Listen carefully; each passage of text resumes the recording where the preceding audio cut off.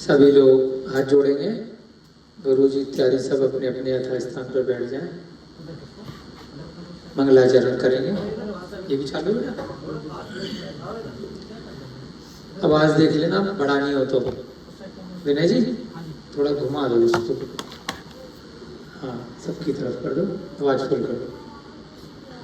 नमो अरिहंताणं नमो सेताणं नमो ऐरियाणं नमो जायाणं नमो लोए सब साहुरम ऐसो पंचणमो कारो सब पाव पड़ासुरो मंगलाणं च सर्वेशं परमं होई मंगलम। जय बोलिए देवादिदेव प्रथम तीर्थंकर ऋषभदेव आदिनाथ भगवान की। अंतिम तीर्थंकर वर्तमान युग के शासन नायक वर्धमान स्वामी महावीर भगवान की। इस पंचम काल में इस युग के महानायक आचार्य भगवान शांति सागर जी महान मुनिराज की। अनंतानंत सिद्ध परमेष्ठी भगवानों की। सभी को जय जिनेन्द्र जय दू जड़ंतो। बंधुओं, हम सभी लोग यहाँ पर कक्षा क्रमांक कल तो 27 बोला था, किसी ने गलत लिख दिया था। हाँ वही तो सिस्टम से चले हम, ठीक। अब प्रतिदिन तरीके से करना। सभी लोग यहाँ स्वाध्याय करने के लिए उपस्थित हुए हैं। स्वेच्छा से स्वाध्याय किया जाता है, किसी भी प्रेशर से बोझ समझ के नहीं किया जाता। दो नए आगंतुक अतिथि भी यहाँ जुड़े हैं, उनका बहुत बहुत स्वागत है। स्व मतलब स्वयं के लिए, अपने लिए। अपना शब्द कहाँ से आया? आत्मा से। आत्मा को प्राकृत भाषा में, प्रकृति की जो भाषा है उसमें अप्पा बोलते हैं। अप से बन गया अपना, अपनत्व, स्वयं, उसका जो अर्थ हुआ। तो अपने का मतलब अपनी आत्मा से, इसके अलावा किसी से नहीं है। जैसे भैया जी भी बाहर घूम रहे थे, अपने आप से इनके मन में आया कि मुझे भी स्वेच्छा से कुछ दो शब्द कान में अच्छे पड़ जाएं। ये भी इनका शायद किसी पूर्व जन्म का पुण्य कर्म है कि कक्षा शुरू होने से ठीक 5 मिनट पहले यहाँ पर भ्रमण कर रहे थे, मन किया। तो स्वाध्याय स्वयं के लिए है, स्वयं का अध्ययन है, स्वयं की आत्मा को पढ़ना है और उसे समझना है। और जिसने अपनी आत्मा को पढ़ लिया, समझ लिया, वह सम्यक दर्शन को प्राप्त कर लिया और मोक्ष मार्ग पर आगे बढ़ गया। आत्मा के 3 भाग किए गए। कितने भाग किए हैं? 3 भाग।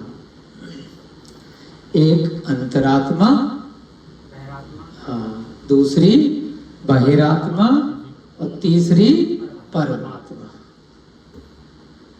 है ना। एक है बहिरात्मा जो अधिकतर हम सभी लोग वस्तुओं को, अपने पुद्गल शरीर को, अपने परिवार को, अपने व्यापार को, अपने आसपास के व्यवहारिक क्रियाकलापों को अपनी आत्मा समझ लेते हैं। उसको क्या बोलते हैं? बाहरी आत्मा। ये होती है गलत फहमी वाली आत्मा कि ये जो शरीर है ये आत्मा है। ये जो मेरे पुत्र पुत्री, मेरे माता पिता, मेरे मित्र, मेरे बंधु बांधव, मेरे व्यापारिक संबंध जिन लोगों से हैं, मेरी स्त्री, मेरे शत्रु या मेरे कोई भी कर्मचारी जिनसे मैं किसी भी तरह से संबंध रखता हूं, या मेरा स्वयं का शरीर, शरीर से संबंधित जितने भी मेरे क्रियाकलाप हैं, लोग हैं संसार में, व्यवहार में, अधिकतर लोग क्या समझते हैं? उसी को ही आत्मा समझते हैं। वो वास्तव में क्या है? बहिरात्मा है। जैसे भैया जी कल एक कांच की बोतल लेकर के आए, बोतल के अंदर ये सरसों का तेल भर रहे है ना, तो कहने में आ जाएगा एक बोतल तेल है ना, या एक बोतल पानी, परंतु उसके अंदर पानी है या उसके अंदर तेल है? असली वस्तु उसके अंदर है। एक बोतल देना जी, चाहे कोल्ड ड्रिंक की हो या पानी की हो या शरबत की हो, मांग क्या रहे हैं? उसके अंदर की वस्तु है, उसकी जरूरत है, परंतु व्यवहारिक दृष्टि से क्या, जो बाहर का उसका कवर है उसी को हमने एक बोतल बोल दिया, एक बोतल दे दो।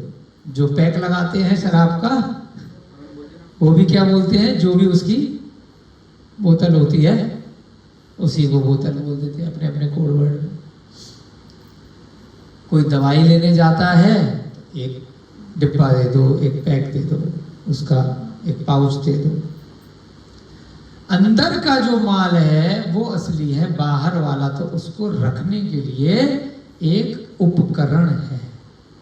क्या है? एक उपकरण, उसको ठीक ठीक रख लिया जाए, है ना।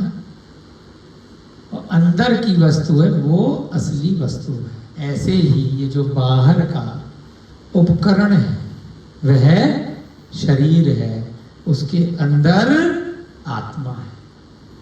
बोतल बेकार हो जाती है, टूट जाती है तो रखते हो कांच की बोतल या प्लास्टिक की बोतल?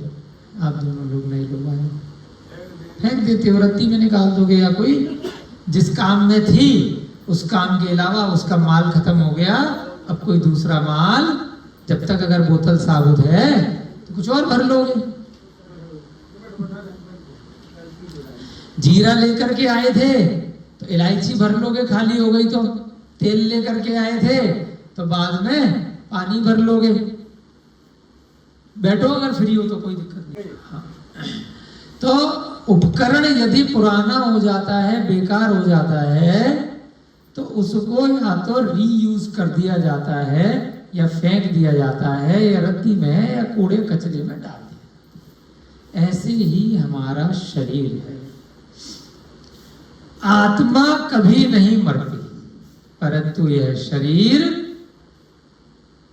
अपनी या तो आयु पूरी करके जाएगा, या इसमें कोई टूट फूट हो जाएगी, या ऐसी मेजर टूट फूट हो जाएगी जो रिपेयर नहीं हो पाएगी। थोड़ी सी टूट फूट हुई मंजू दीदी के तो पट्टी लगा ली, है ना। किसी के भी थोड़ी बहुत टूट फूट हुई तो प्लास्टर चढ़ गया, पट्टी लगा ली, ऑपरेशन करा लिया, अंदर भी हुई या बाहर हुई।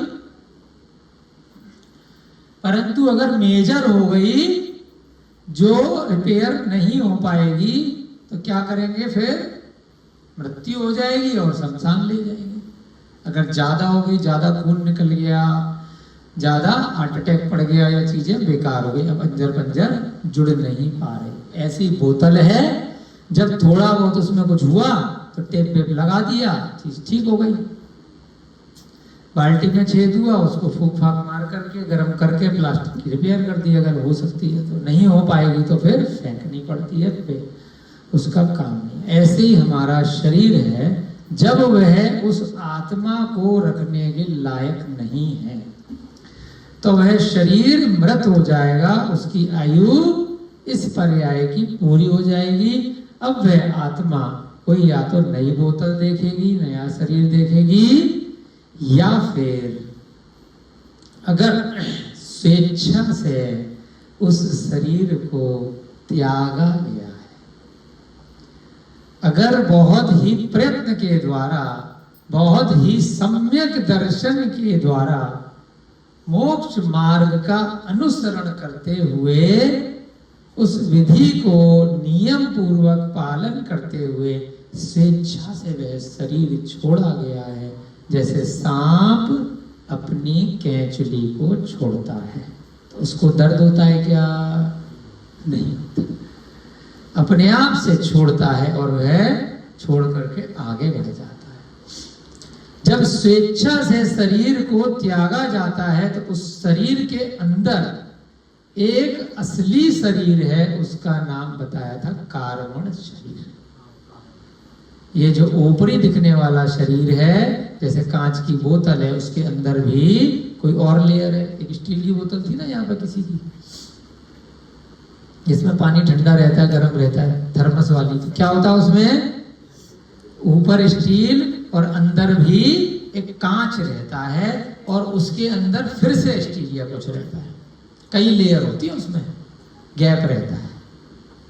तो कभी आपने देखा होगा ठंडा गर्म वाली बोतल अगर गिर जाती है तो फिर वो आवाज करती है, कट कट कट कट, क्योंकि अंदर वाला कांच टूट जाता है। बाहरी परत और अंदर की परत साबुत रहती है, उसके अंदर का कांच टूट जाता है, तो फिर वो ठंडा गर्म नहीं करती है। तो ऐसे ही हमारा ये जो पुद्गल शरीर है, उस दिन भी आपको बताया था, दोबारा से रिपीट कर रहे हैं जिससे याद हो जाए। इसका क्या नाम है? औदारिक शरीर। बोलो, औदारिक शरीर। इसके अंदर दो शरीर और कौन कौन से हैं? कार्बन और तेजस शरीर। तो जो सबसे असली वाला है कार्बन शरीर, उसी में ही 8 कर्म होते हैं। तो जो अभ्यास के द्वारा, सम्यक दर्शन, सम्यक ज्ञान, सम्यक चारित्र के द्वारा मोक्ष मार्ग पर बढ़ते हुए स्वेच्छा से अपने कर्मों को छोड़ देते हैं, तो फिर जो आत्मा होती है, फिर वह नया शरीर धारण नहीं करती। वह आत्मा सीधे सिद्ध शिला पर जाकर के सिद्ध परमात्मा बन जाती है। उसी को बोला परमात्मा। अब वह परम आत्मा बन गई। अब सिर्फ आत्मा ही आत्मा रहेगी। पहले क्या थी? बाहरी आत्मा, जैसे बाहरी बोतल है उसी को आत्मा समझ रहे हैं। और दूसरी क्या है? अंतरात्मा। जब वह अंदर वाली आत्मा को हम लोगों ने समझना शुरू कर दिया कि इस बाहरी आत्मा के अंदर, बाहरी बोतल के अंदर असली माल या तो तेल है, या पानी है, या कोई औषधि है, या कोई रस है। तो जब हमें ये जानकारी हो गई और हमने ध्यान इत्यादि के माध्यम से अपनी उस असली माल को उस बोतल में से देख लिया, इस शरीर के अंदर जो आत्मा है उसको महसूस करने लग गए, उसकी ज्ञान प्राप्ति में लग गए इस स्वाध्याय के माध्यम से। ऐसी लघु कथाओं को सुनकर, समझकर, चिंतन करके जब हमें पता चल गया कि बाहरी जो संसार है, बाहरी जो परिवेश है, मात्र धोखे के लिए है, दिखावे के लिए नहीं है। चाहे कोई सुंदर दिख रहा हो, चाहे कोई कुरूप दिख रहा हो, चाहे मेरे परिवार के लोग हैं, चाहे मेरे मित्र हैं, रुपया पैसा मकान दुकान जमीन जायदाद, ये सब केवल बाहरी परिवेश हैं। असली माल तो मेरी आत्मा है। जब मेरी मृत्यु होगी तो ये कोई भी आसपास का व्यक्ति मेरे साथ नहीं जाएगा। जैसे कल उदाहरण में आया था, कर्म अपने मालिक को ढूंढ लेते हैं। गाय का बच्चा हजारों लाखों गायों में से अपनी गाय को, माता को ढूंढ लेता है। ऐसे ही मेरे ही कर्म मेरे साथ जाएंगे। मेरे कर्म से किसी दूसरे को फल नहीं मिलेगा, दूसरे के कर्म से मुझे फल नहीं मिलेगा।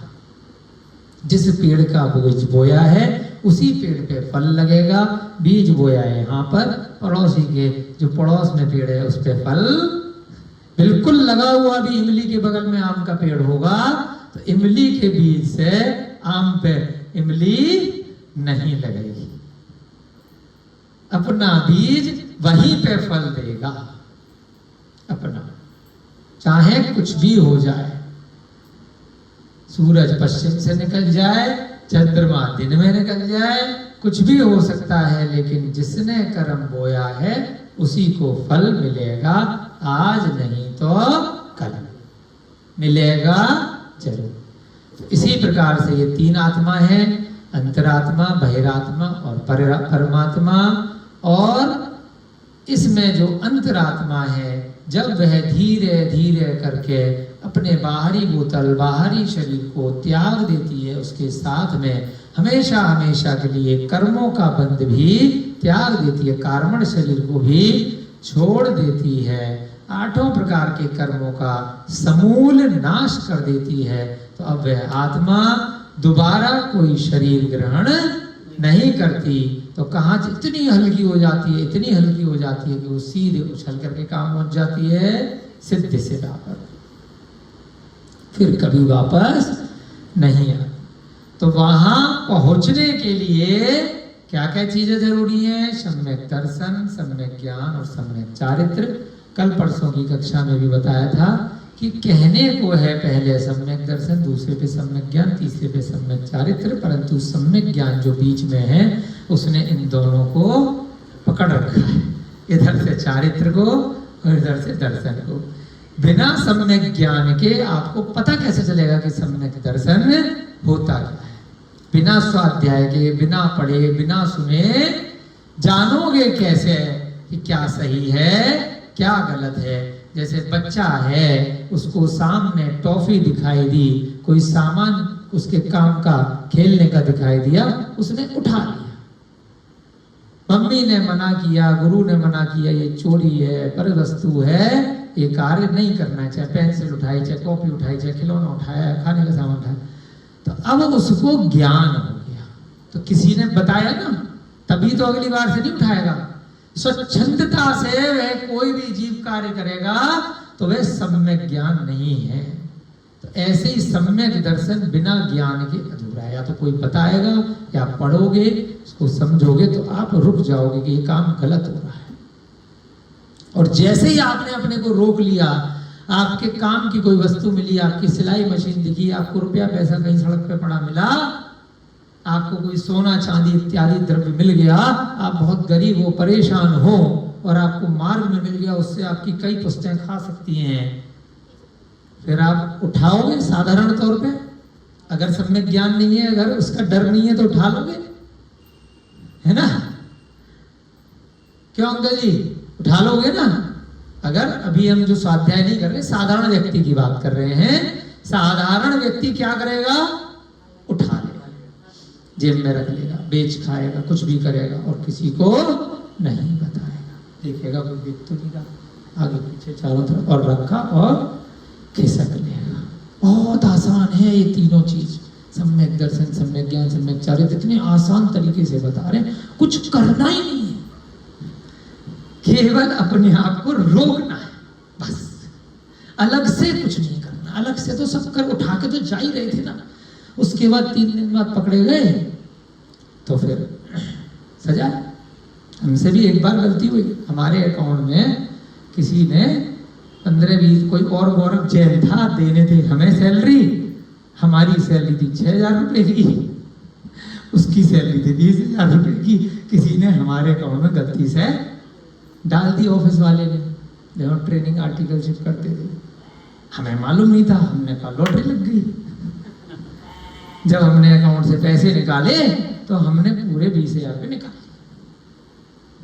अपनी बता रहे, गलती कर चुके, पाप तो उस टाइम में सम्यक ज्ञान था, मैं जैन दर्शन पढ़ा था, 2005 की बात है, 20 साल हो गए, 4 या 5 की, हमें नहीं मालूम था कोई हमारे नाम का दूसरा गौरव जैन भी ऑफिस, हमने निकाल लिए। 4 दिन बाद पकड़े गए, है ना? HR वाले ने, जब उसके अकाउंट में नहीं पहुंचे, वो सीए था, हम ट्रेनिंग में थे, तो भैया उसकी तनख्वाह ज्यादा थी,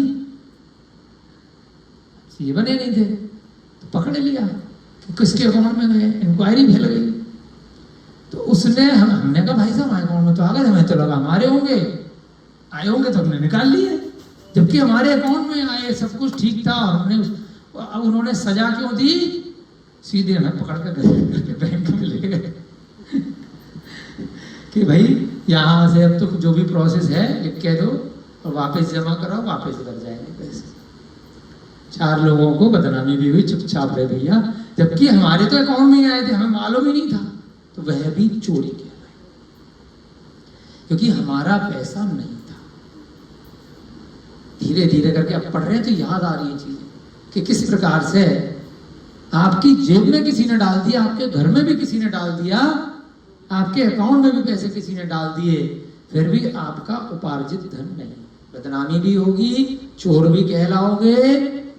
उसका बस एक ही सवाल था कि जब आपके नहीं थे, आपकी इतनी सैलरी आती थी, तो अगर ज्यादा आ गई तो 6,000 निकाल लेते, आपने उसके एक्स्ट्रा क्यों निकाले? अगर आपकी ईमानदारी थी, हम दलीलें देते रहे। मतलब बदनामी तो हुई ना चोरी की, 4 लोगों में। हाँ, देने तो पड़े 4 दिन बाद।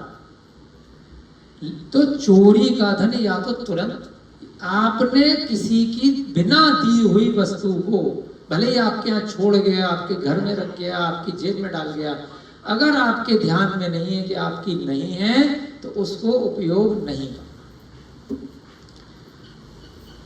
बिना दी हुई, बिना कमाई हुई, पिताजी छोड़ करके गए हैं बिल में, और नहीं तो ठीक है भाई, सर्वसम्मति से पुश्तैनी आपको मिला है। अपने घर में भी अगर भाई की संपत्ति है, माता के नाम पे संपत्ति है, आपकी चाचा भतीजा की, तो उसको भी कब्जा नहीं करना। ये भी चोरी ही कहलाता है, पाप लगता है।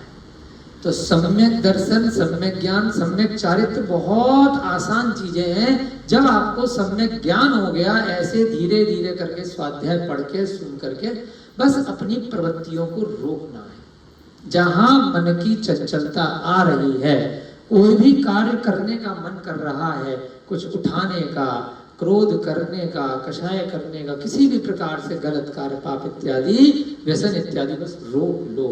ये कार्य मेरा करने का है या नहीं है, ये चीज मेरी है या नहीं, क्रोध मुझे करना चाहिए नहीं करना चाहिए, पर स्त्री मेरी बीवी है कि नहीं, ये सामाजिक परिवेश में ये सब चीजें अलाउ है कि नहीं, शादी से पहले या शादी के बाद या किसी भी तरीके से। तो बस उसमें 1 सेकंड के लिए सोच लेना, रुक जाना। इसके लिए कई बार बताते हैं 10 तक गिनती गिन लो, 100 तक गिन।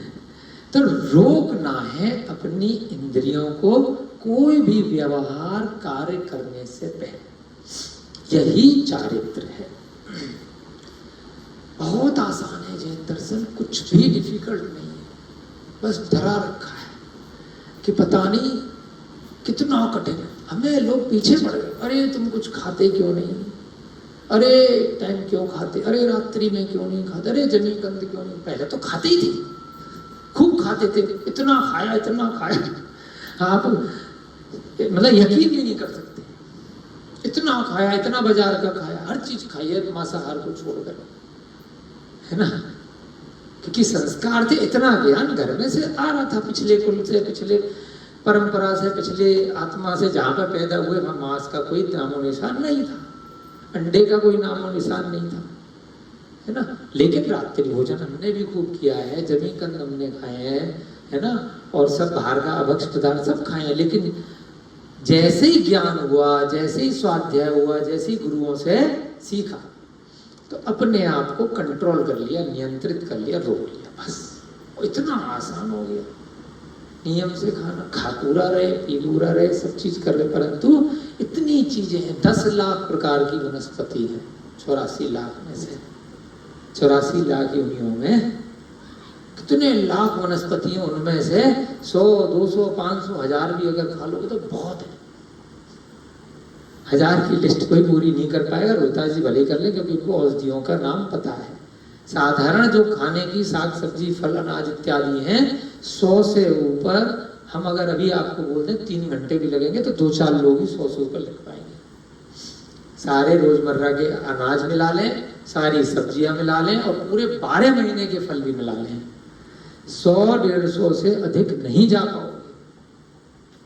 सारी मिठाइयां तरह तरह की मिला लें, है ना, उनसे बनकर के 20 आइटम लिख दोगे आप। चने से 20 आइटम बन रहे हैं, गेहूं से 20 आइटम बन रहे हैं, मूल रूप से, है ना, आलू से आप 50 आइटम बना लोगे। मूल रूप से अगर अनाज, सब्जी और फल अगर लिखोगे तो 100, 125, 150, 100 भी बहुत बता दिया।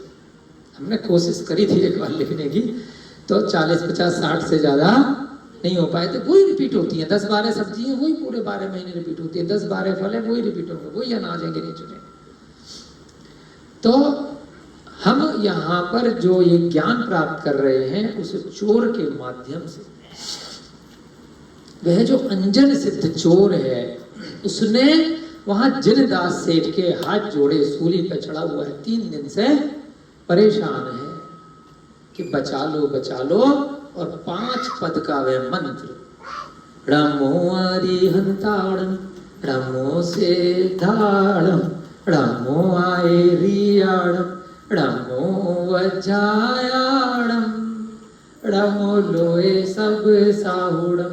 वो जिनदास सेठ उसके लिए पानी लेने गया, ये 5 लाइन से सिखा गया, क्योंकि उसकी मेमोरी थोड़ी कम थी, रटता हुआ जा रहा था। तो उसने कहा जब मैं लौट के आऊंगा तो मुझे दोबारा से सिखा देना, क्योंकि लिखने की या कोई मेरे पास अभी व्यवस्था नहीं है रिकॉर्ड करने की।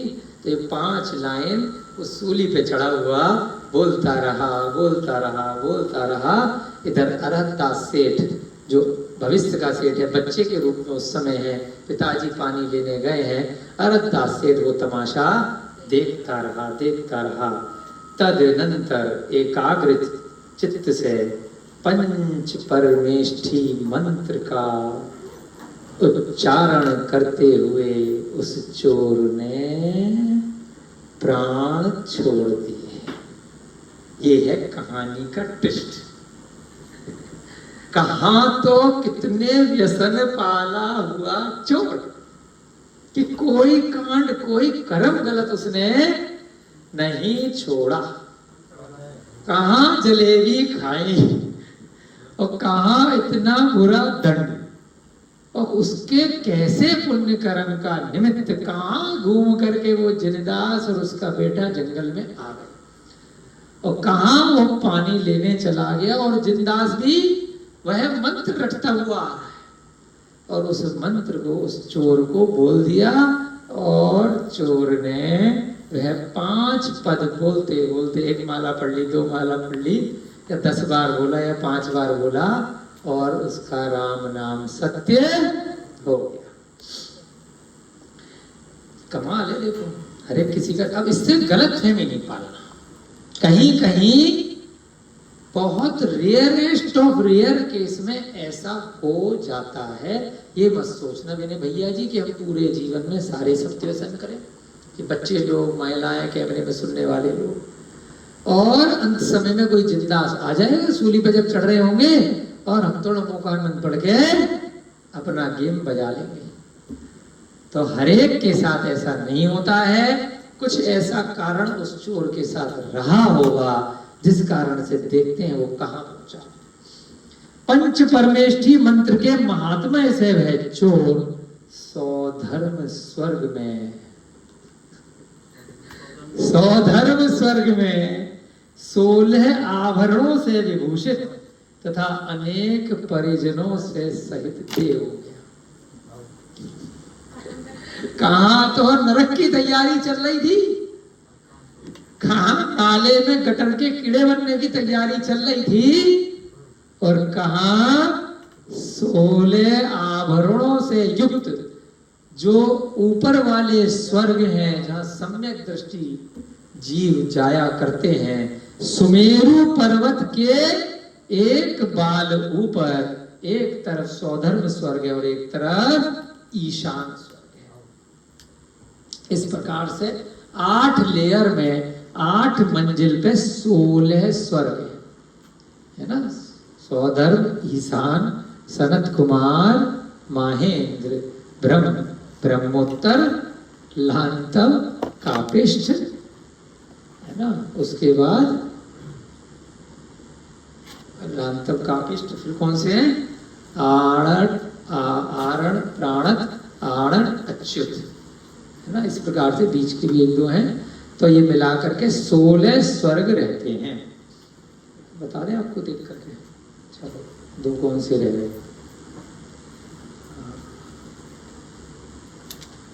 स्वर्गों के नाम।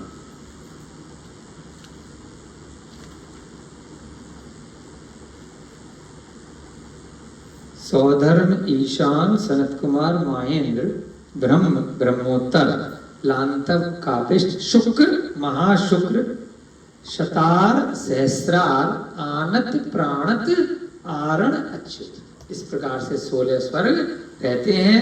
फिर अनुदिश और ग्रैविक, फिर अनुत्तर उसके ऊपर। तो अब इनमें जो सबसे नीचे वाला है सौधर्म स्वर्ग, वहीं पर होता है सौधर्म इंद्र, और दूसरे वाले में ईशान इंद्र। तो ये भी एक भवतारी होते हैं। जब भगवान का अभिषेक होता है पांडुक शिला इत्यादि शिलाओं पर, तीर्थंकर भगवान का, तो ये सौधर्म इंद्र इंद्राणी आते हैं जन्माभिषेक और बाकी सारे पंचकल्याणकों में। तो इस प्रकार से यहां पर क्या बताया कि वह पंच नमस्कार मंत्र का उच्चारण करते हुए स्वर्ग चला गया, सौधर्म स्वर्ग। तो यहां से गलतफहमी मत पालना कि हम भी बहुत बुरे कर्म करेंगे और फिर भी अंत में हमारा कुछ नहीं बिगड़ेगा। जिन दत्त सेठ कुछ समय बाद पानी लेकर चोर के समीप आया, तब निर्विकार भाव से हाथ जोड़े हुए चोर को देखकर सेठ ने कहा, अहो यह तो उत्तम समाधि से स्वर्ग चला। अब ये है सम्यक दर्शन। उसने देखा तो नहीं सेठ ने कि कहाँ गया है, उसने सुना था, पढ़ा था गुरुओं से, उसे ज्ञान हुआ था कि अंत समय में जो हाथ जोड़ करके या उत्तम भावों से नमोकार मंत्र का ध्यान कर लेता है, जाप कर लेता है, तो अवश्य ही उसके वर्तमान की पर्याय के उसके पाप धुल जाते हैं। अगर भावों से वे कर लेता है, उसकी भाव भंगिमा देख करके, नीचे से सिंगालों ने खा लिया, ऊपर से कौओं ने खा लिया है ना, इधर सूली लटकी हुई है, फिर भी उसके जो भी हाथ वाथ उसके जितने खुले होंगे, बंधे हुए बेड़ियों में थोड़ा बहुत हो सकता है ना हो, ऐसे बेड़ियां लग रही हो तो ऐसे कर लिया होगा।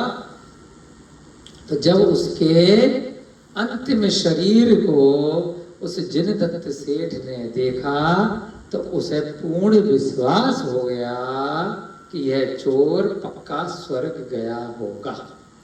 यही विश्वास का नाम ही सम्यक दर्शन है कि डाउट नहीं करना। जो भी कहानियां यहाँ चल रही हैं, ये कहानियों का प्रसंग आपके वर्तमान के जीवन में या आपके आसपास के किसी व्यक्ति या किसी जीव के जीवन में घटित होता है, तो इन ग्रंथों में जो निष्कर्ष निकला है, जो इनका रिजल्ट निकला है, तो वही रिजल्ट मान लेना कि इसने पूरे जीवन भर व्यसन किए, गलत कार्य किए, तो अवश्य ही ये जीव कहाँ गया होगा।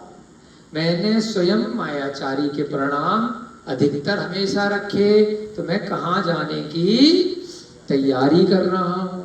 मेरे परिवार में मेरी माता पिता पति पत्नी मैं समझा रहा हूँ, फिर भी वो गलत प्रवृत्ति गलत आचरण नहीं छोड़ रहे हैं, तो वो कहाँ जा सकते हैं संभवतः, है ना। तो ये चीज की जानकारी, पूर्ण विश्वास हो जाना और स्वयं को उन गलत कार्यों की प्रवृत्ति करने से रोक देना, यही सम्यक दर्शन, सम्यक ज्ञान, सम्यक चारित्र। इसके अलावा कोई स्पेशल काम नहीं करना है।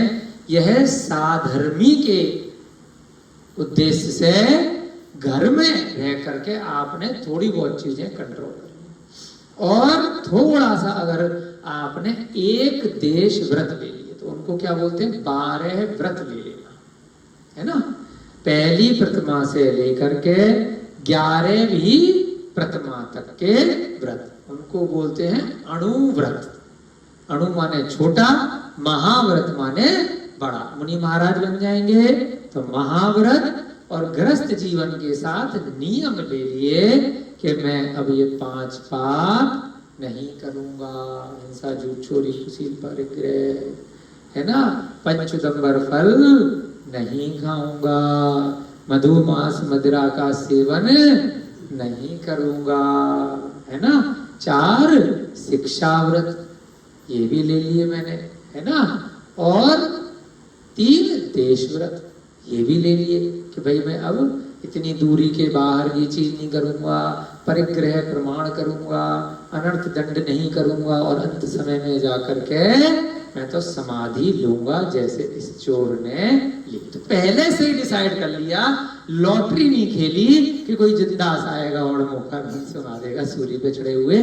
जब पता चल गया, डर लग गया, सब में ज्ञान हो गया, तो क्या करना अपने को, जितना यथाशक्ति जितना कर सकते हो उतना अपने घर में रह करके 12 व्रतों में से कोई एक ही चीज छोड़ो, जितना ले सकते हो। कोई जबरदस्ती नहीं है, कोई यहाँ पर जैनी का ठप्पा नहीं है, वो चोर कोई जैन थोड़ी था।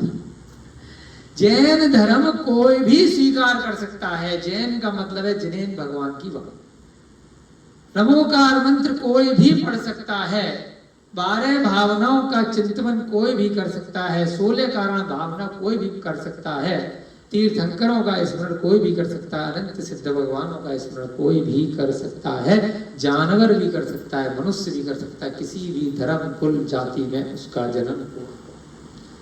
आगे की सीढ़ी में वो धीरे धीरे उन व्रतों को पालन करते हुए, भावों को करते हुए, फिर आगे वह किसी क्षत्रिय जैन कुल में जन्म होगा और अपनी लाइन क्लियर करके वह मोक्ष पार पर धीरे धीरे बढ़ जाएगा। जिस प्रकार से यह चोर का आप देखते हैं क्या हुआ है। अहो यह तो उत्तम समाधि से पक्का स्वर्ग ही गया हो। इसके पश्चात पुत्र ने पूछा, गोलू आया, गोलू की तरह से, है ना। क्या नाम पीछे वाले बच्चे का? हाँ, द्राविड़, ताकिर, तौकीर, है ना। जैसे इतना बड़ा बच्चा है, थोड़ा समझदार है, इसने अपने पिताजी से पूछा कि पिताजी सत्संगति किसका पाप नहीं हरती किंतु सभी का हरती है। छोटा सा बच्चा समझदार है कि अच्छी संगति अगर इसने करी होती तो इसका पाप हरती, और यहां पर क्योंकि आज अंत समय में अच्छी संगति इसने कर ली, आपने इसको कुछ बता दिया और इसने समाधि कर ली जैसा मैं आपके मुख से सुन रहा हूं, तो इसके पापों को हर लिया। कि वो छोटा सा बच्चा अपने पिताजी से पूछ रहा है। सत्संगति बुद्धि की जड़ता को हरती है।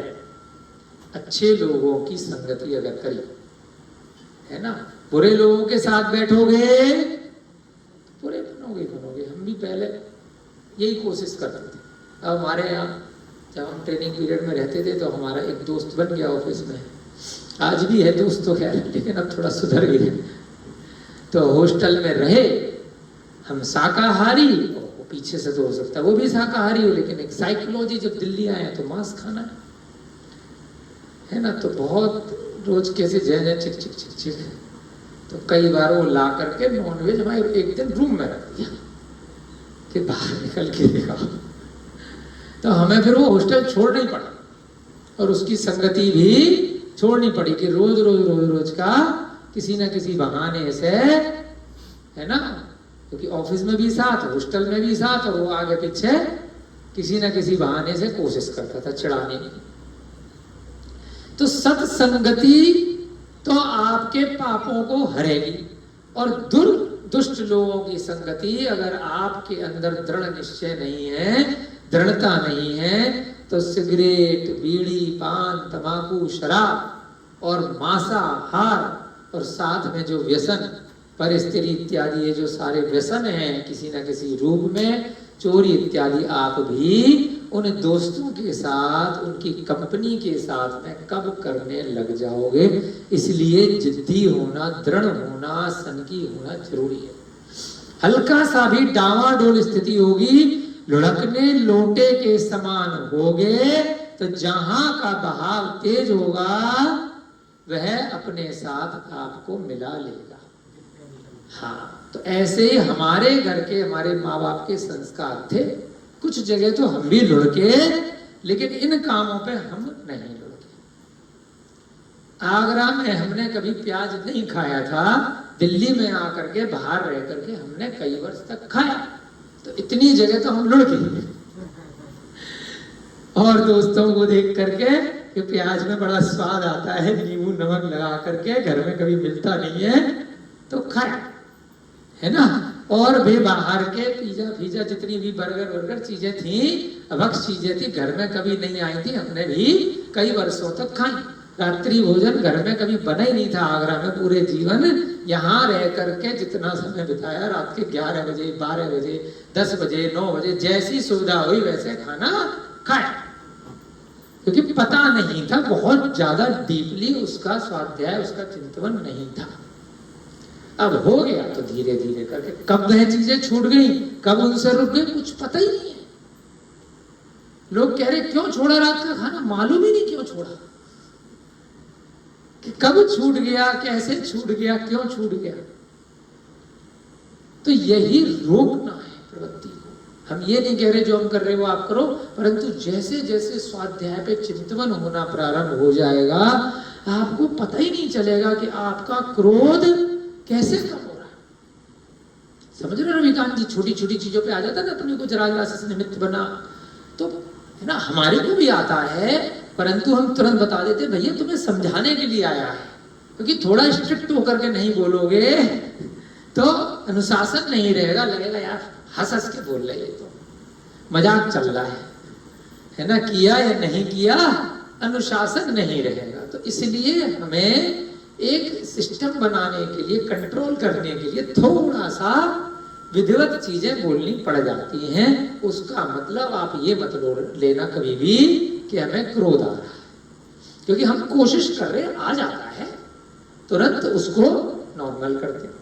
ऐसे ही आप लोगों को प्रयास करना है रोकना, बस जैसी कोई कारण बना, किसी ने गाली दी 1 2 3 4 10 20 दनादन पड़ोसी दे रहा है, कोई भी दोस्त दे रहा है, उसके बाद पता नहीं क्या हो गया, गाड़ी लग गई, चोट लग नहीं रही है, गाली लग रही है, एक्सीडेंट हो गया, बहुत हाथ पे टूट गया, तब तो कोई बात नहीं, कोई बात नहीं, कोई बात नहीं। और गाली देने के बाद क्या खूंखार शुरू हो रहा है, सुनने के बाद, है ना, इसने मेरी माँ बहन की गाली दे दी, इसने मेरे दोस्त को गाली दे दी, इसने मुझे गाली दे दी, और पागल हो गई। कमाल है, चोट में तो तेरे को दर्द हो रहा है और गाली में तो वास्तव में अगर सोचेगा तो कुछ हो भी नहीं रहा, तूने सुनी क्यों? यही इंद्रियों पे नियंत्रण, यही सम्यक दर्शन है। वो बोला, तूने सुनी, अच्छा कुछ कह रहे भाई साहब, ओ सॉरी भाई साहब, मेरा ध्यान कहीं और था, मैं कुछ चिंतन कर रहा था, कुछ पढ़ रहा था, है ना। इस प्रकार से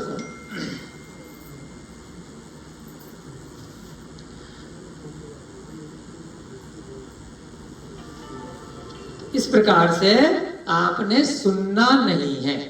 तो जब सुनना नहीं है तो उसको क्या बोलेंगे कि हमने कर्ण इंद्रिय पर कंट्रोल कर लिया और सुन करके भी इग्नोर कर देना है।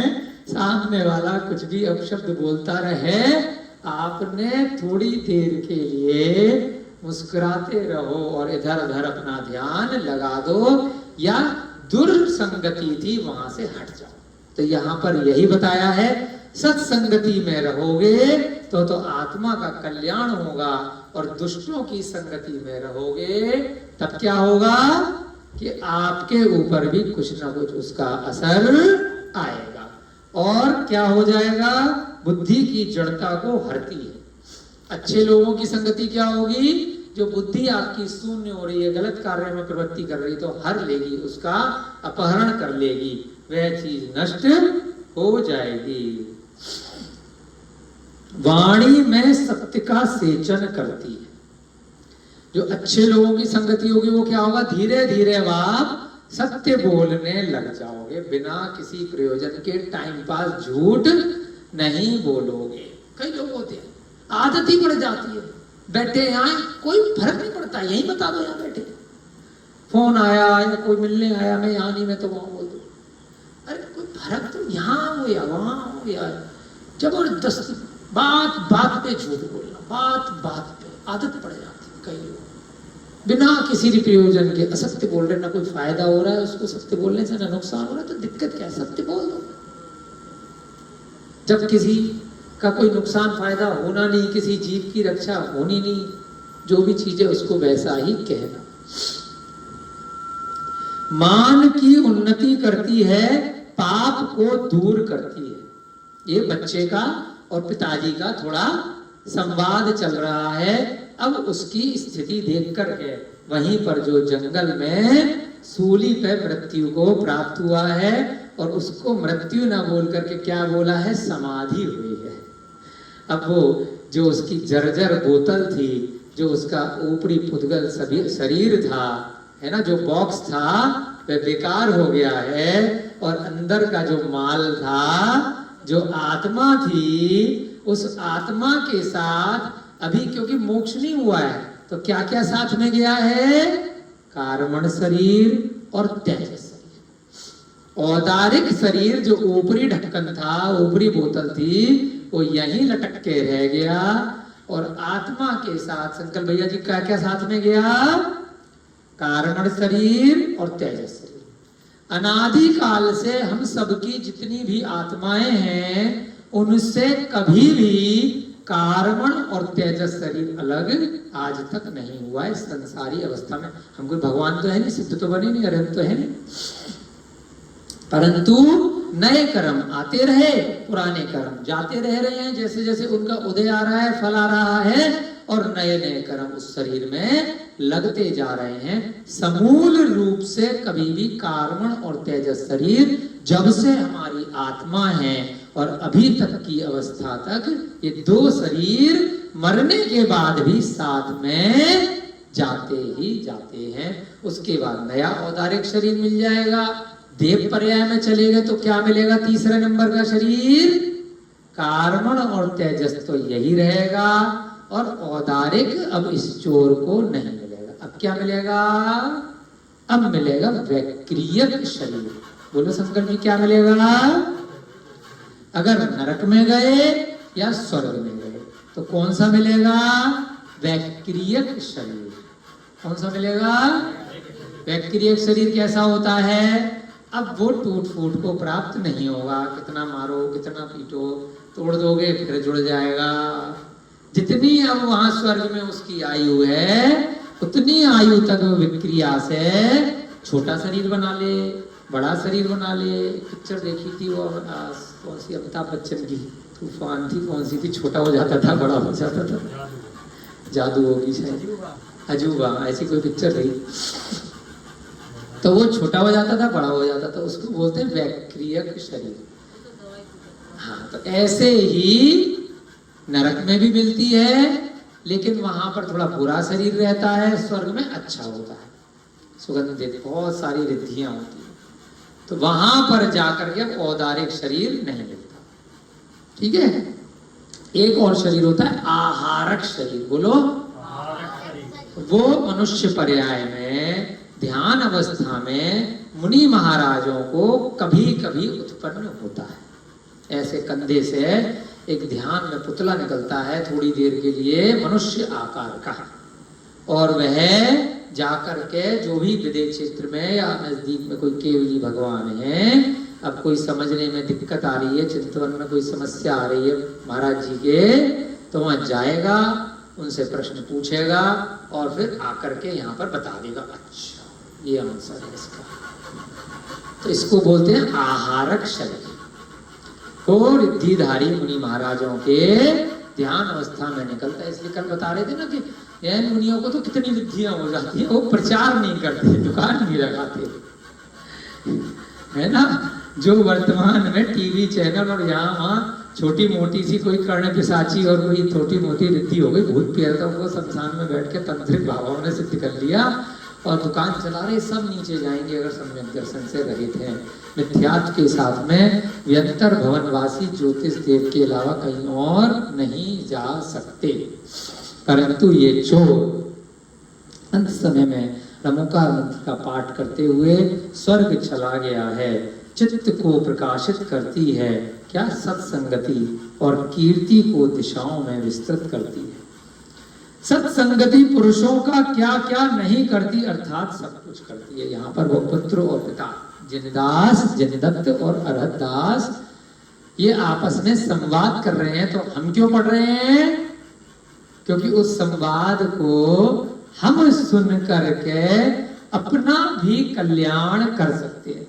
महाभारत हमने क्यों देखी? राम के कथानक चल रहे हैं, आज नवमी है ना, दशहरा है कल, तो हम क्यों रामलीला देख रहे हैं? क्योंकि दो लोग संवाद कर रहे हैं, वो सीता है, रावण है, बहुत। हम उनके संवादों से अपने योग्य अच्छे या बुरे कार्य पसंद कर सकते हैं कि हमें हनुमान बनना है कि हमें रावण बनना है ना? तो ऐसे ही इन लोगों के संवाद से हम सीख रहे हैं कि हमें सत्संगति करनी है या हमें दुर्जन लोगों की संगति करनी है। वो अपनी अपनी चॉइस है, जिसको जो चीज आकर्षित करे वो ऐसा करे। तदनंतर अब सेठ ने कहा चलो ठीक है, हम इसको अगर उतार करके इसकी क्रियाकर्म करेंगे तो वो देख लेंगे, उल्टे हमारे को दिक्कत आएगी। अब तो इसके राजा के सेवक वेवक हैं, गुप्तचर हैं, अपने आप इसका काम करेंगे, अब हम यहां से चलते हैं। तो उसके बाद तदनंतर माने उसके बाद सेठ ने अपने जिस काम से निकला था वहां से वापस लौटकर परम गुरुओं की वंदना करी। अपने मुनि महाराजों की वंदना करने के लिए निकला था। वहां पर जो जंगल में प्रतिमाएं थी उनके दर्शन करने के लिए निकला था, तो वहां चला गया और उन्हें सब समाचार कहा कि ऐसे ऐसे हुआ, और स्वयं उपवास का नियम लेकर उसी जिनालय में स्थित हो गया। उसने कहा अब जो है इतना बुरा हुआ है, यहाँ पर डेथ हुई है ना, और हमने बचाने का प्रयास किया, तो आज का हम उपवास लेते हैं। और वहां जो जंगल में जिनेन्द्र भगवान का आलय, उसको क्या बोलते हैं? जिनालय। मंदिर को ही जिनालय कहते हैं जहाँ जिनेन्द्र भगवान विराजते हैं। तो ऐसे जिनालय में वहीं रुक गया। गुरु ने कहा महापुरुषों की संगति से किसकी उन्नति नहीं होती, अर्थात सभी की होती है। जो चर्चा चल रही थी जैसे यहाँ पर है, तो ऐसे ही वहां पर वही चर्चा। अब गुरु और जिनदास और तीसरा अरहतदास, और भी गुरु रहे होंगे, तो वहां पर भी कुछ प्रवचन अच्छे अच्छे से द्वादशांग की वाणी का उन लोगों ने डिस्कशन किया। कुछ धर्म की चर्चा करी, अपने कर्मों की निर्जरा के लिए, पुण्य के आश्रम के लिए, पापों के क्षयोक्षम के लिए। जैसा कि कहा है, संतप्त लोहे पर पड़े हुए पानी का नाम भी सुनाई नहीं पड़ता, वहीं पानी कमलिनी के पत्ते पर स्थित होकर मोती के समान दिखाई देता है। संतप्त माने तप्त माने तपा हुआ। गर्मा गर्म अगर लोहा है, तवे पे डोसा वाला डोसा बनाता है, पानी का छींटा डालता है, लोहे को लाल करके गरम करके मोड़ते हैं, सरिया वगैरह चीजें बनाते हैं ना, तो उस पे अगर पानी गिरेगा तो पानी का चर करके बस नामो निशान भी नहीं बचेगा, कहाँ वह पानी गायब हो जाता है। ऐसे उदाहरण से सीखना है। और वहीं अगर कमल के फूल का जो पत्ता होता है हरा हरा, उस पर अगर पानी गिर जाए तो दूर से वह मोती जैसा दिखता है। ऐसा सुंदर सुंदर चिकने पत्ते पे पत्ते पे इतना सुंदर लगता है ना। राजगिरी में हमने देखा था, वहां जो भगवान महावीर का पावापुरी जल मंदिर पे चारों तरफ कमल है ना, तो वहां जब पानी पड़ा होता है इतना सुंदर दूर से लगता है। और समुद्र के भीतर सीप के पुट में जाकर मोती बन जाता है। ऐसा उदाहरणों में आता है कि स्वाति नक्षत्र में यदि आकाश से जल की वर्षा होती है और वहां पर जो पर्ल वाला, जो मोती वाला जो जीव रहा करता है उस समुद्र में, और वह प्यासा होता है, और कभी वह जल समुद्र में सीधे आकर के उसके मुंह में गिरता है तो वह जल मोती बन जाता है। ऐसा कथानकों में आता है। वर्तमान में जो मोती की मालाएं अंगूठे में पहनने के लिए जो मोती मिलता है वह समुद्र से नहीं आया होता है, न वो स्वाति नक्षत्र में किसी सीप ने खाया होता है। बहुत ज्यादा तादाद में जब मोती की मांग रहती है तो पर्ल ऑयस्टर नाम का एक कछुए से थोड़ा छोटा एक जीव होता है, ऐसा बड़ा सा, ऐसा, हाँ सीप की तरह बड़ा जीव होता है, इतना बड़ा, तो उसका पालन किया जाता है। चाइना में इसकी शुरुआत हुई थी, वर्तमान में भारत और अन्य देशों में भी होता है। उसको रख देते हैं एक छोटे से हौदिया सी बना करके, एक टैंक बना करके, उसमें उनको लटका देते हैं, बांध देते हैं जाली में, और पानी में वो डूबे रहते हैं। वहां पर उनको छोटे छोटे जो बजरी वगैरह होते हैं कंकड़ वहां पानी में डाल देते हैं और फिर उनको खिलाते रहते हैं भोजन के नाम पर। तो कंकड़ उनके मुख से अंदर जाता है और उसके बाद उसके शरीर के अंदर कुछ लेयर सी बन जाती है मांस की। जब वो कुछ भी खाता है, काई वगैरह, पानी पीता है और भोजन करता है, तो जो कंकड़ उसके अंदर गया वह पचा नहीं पाता, क्योंकि इतनी उसकी छोटे से जीव पाचन शक्ति नहीं होती है कि मल के माध्यम से पच के वह निकल जाए। तो उसके अंदर ही उसकी लेयर बनती चली जाती है, चिकनाई उसके ऊपर पथरी की तरह से बन जाती है, जैसे मनुष्य के शरीर में पथरी निकलती है ना, तो ऐसे ही पर्ल ऑयस्टर में पथरी सी बन जाती है।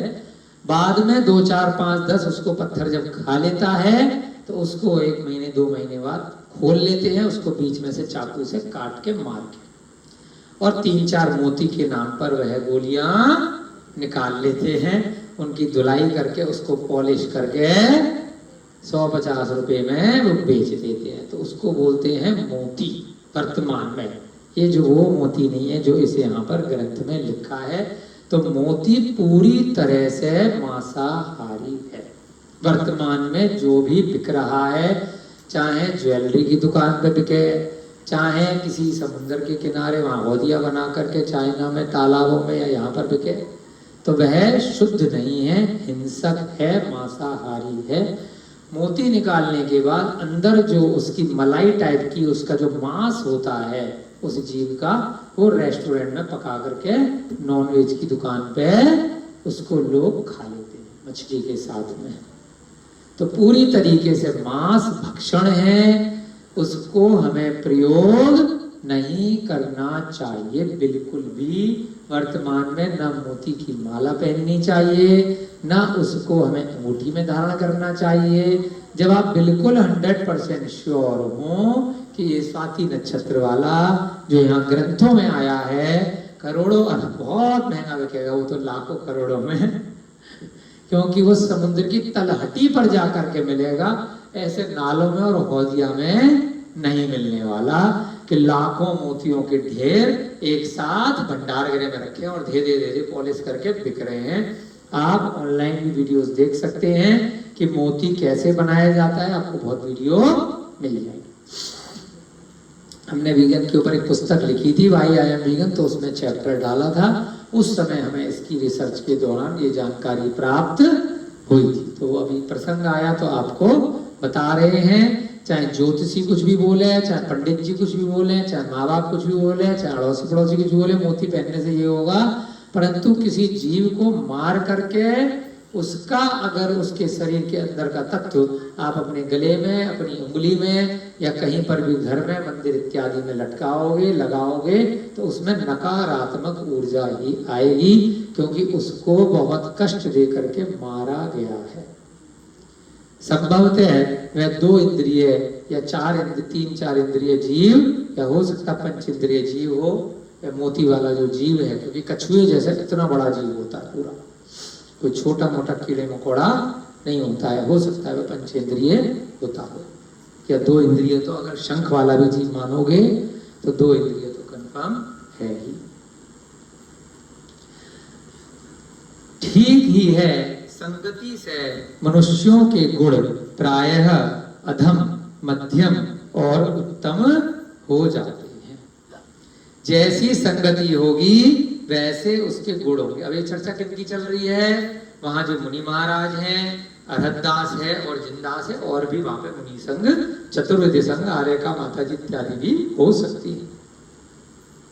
जैसी संगति होगी ऐसा लोगों का गुण हो जाएगा। अधम भी हो सकता है, मध्यम भी हो सकता है और उत्तम। अधम माने जघन्य, थोड़ा कम उसको अच्छी चीजें प्राप्त होंगी ज्ञान, मध्यम माने मीडियम एवरेज, और उत्तम माने बहुत श्रेष्ठ। महान पुरुषों की संगति किसको उन्नति का कारण नहीं है, किंतु सभी की उन्नति का कारण। महान लोगों के साथ में बैठोगे, किसी अच्छे चरित्र वाले मुनि महाराज के पास में अगर जाकर के बैठोगे और कुछ नहीं समझ में आएगा तो अपनी संगति या जो जिनवाणी है इन ग्रंथों के साथ कर लोगे, या अधिक समय अपना जिनेंद्र भगवान के मंदिर में निकालोगे, या अच्छे धार्मिक लोग जिनका चरित्र अच्छा है, साधर्मी बंधु, तो क्या होगा, सभी की उन्नति होगी। क्योंकि गंगा में प्रविष्ट हुआ गलियारे का पानी देवों के द्वारा वंदनीय हो जाता है। कितना अच्छा लगा। गलियों से बहता हुआ, नालों से बहता हुआ पानी भी जब गंगा में प्रविष्ट हो गया तो सब लोग उसकी पूजा कर रहे हैं, आरती कर रहे हैं, देव भी उसकी पूजा कर रहे हैं। यानी कि बुरे लोग भी अगर सत्संगति में पहुंच गए तो उनकी बुराई, उनकी सत्संगति की जो पावर है, जो गुण है, उसके सामने वो समाप्त हो जाते हैं।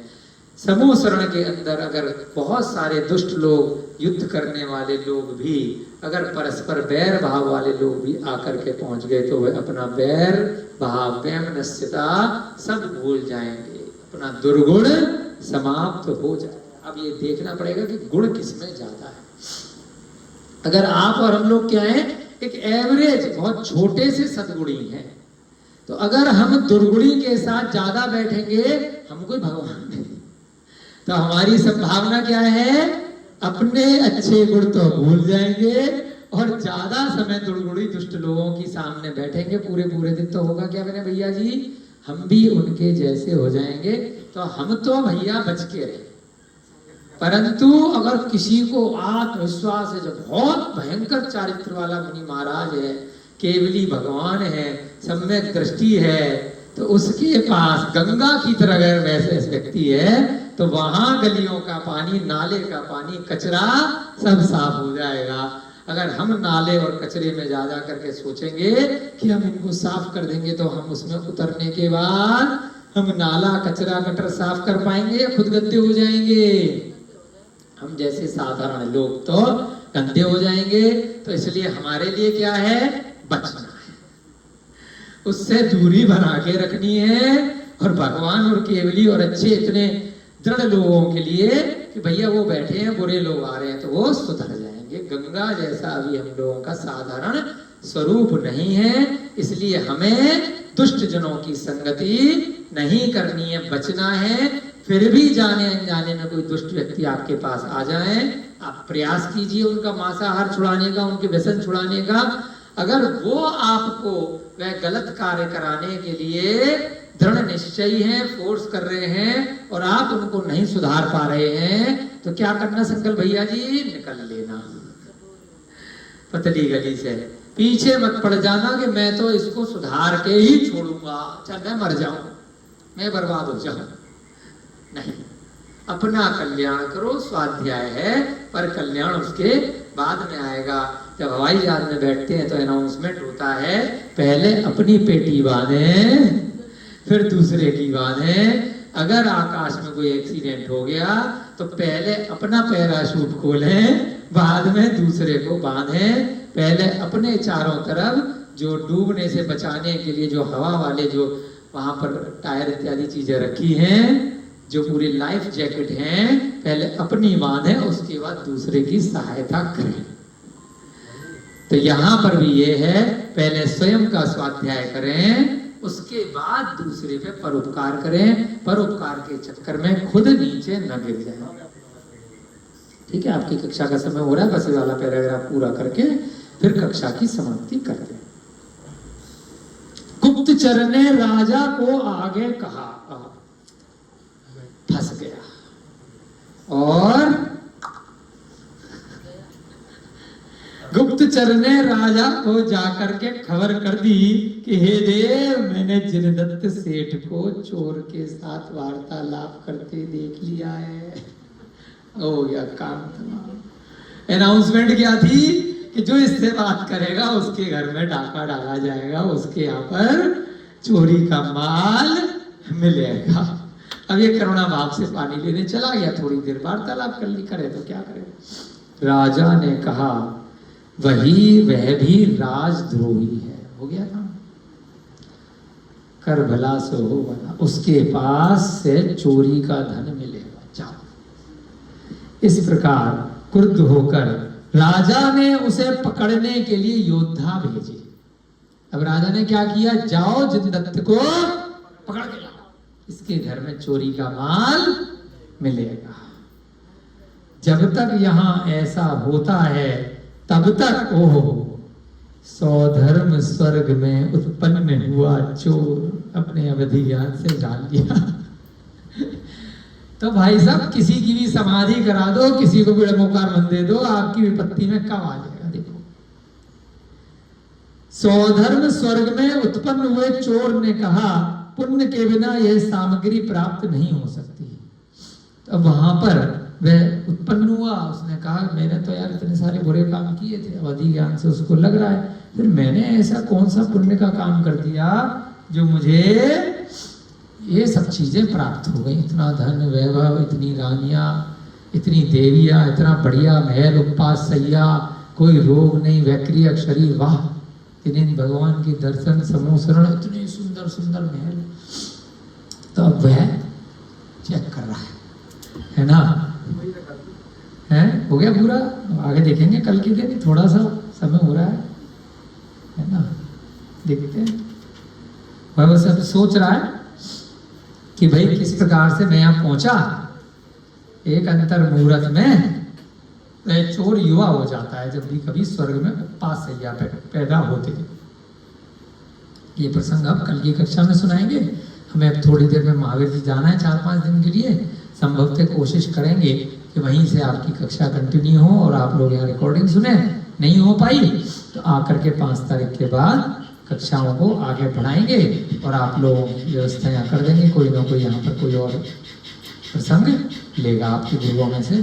जय बोलिए महावीर भगवान की, अनंत अनंत सिद्ध परमेष्ठी भगवानों की। सभी को जय जिनेन्द्र, जय दू जय।